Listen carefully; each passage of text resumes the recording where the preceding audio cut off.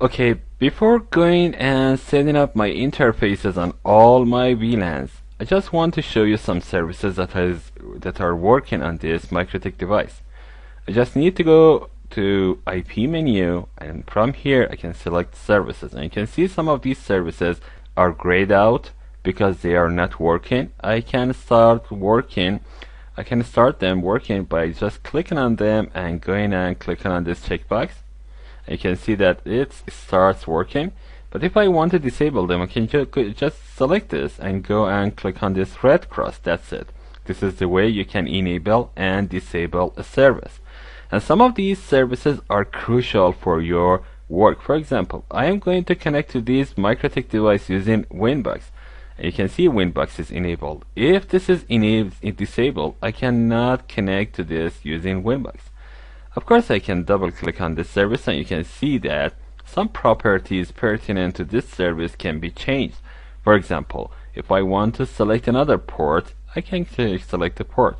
Or if I want to make this available from specific subnets, I can do this. I don't want to, restrict the connectivity from a specific subnet, or I just want to use the same port. I just click on OK.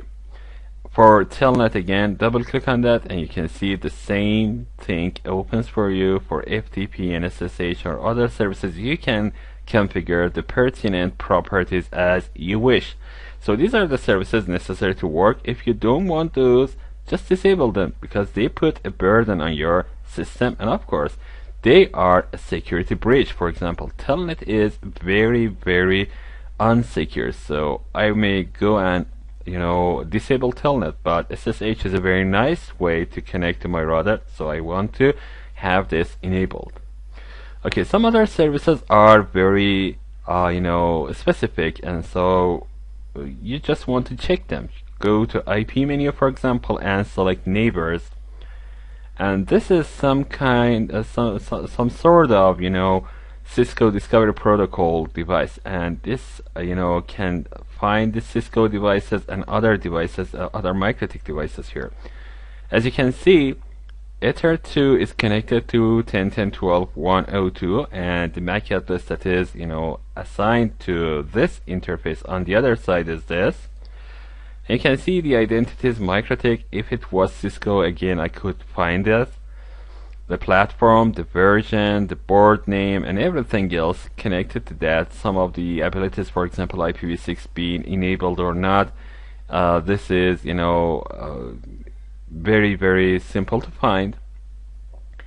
And you can see the other one does not have any IP address assigned to that, because I haven't done this yet. I'm going to do this in a minute. And you can go and select the discovery interface. If you don't want to have discovery enabled on these interfaces, just go select them and disable the discovery. If you want to enable it, again, you can click on this check, and that's enabled. This is one of the interesting services that I like as a Cisco guy. This is very nice. Okay, let's go to other services and check them out here. If I open IP, you can see that some of the services are available here, such as Trivial File Transfer Protocol, and it has its own properties to configure. You have hotspot and firewall. We are going to talk about this later in detail. Some services, such as domain name service or DHCP service, you may not want to configure this on MikroTik devices, because, for example, a Windows server or a Linux server does have a better support for these services. So I'm not going to talk about these too much. I'm just going to show you, if you have a very small, for example, network, or if you want to assign IP addresses to your, for example, wireless client, you can configure the DHCP server on this device, and this supports basic connectivity, basic functionality for the service. Okay, in next section, I'm going to configure the IP addresses on all my MikroTik devices.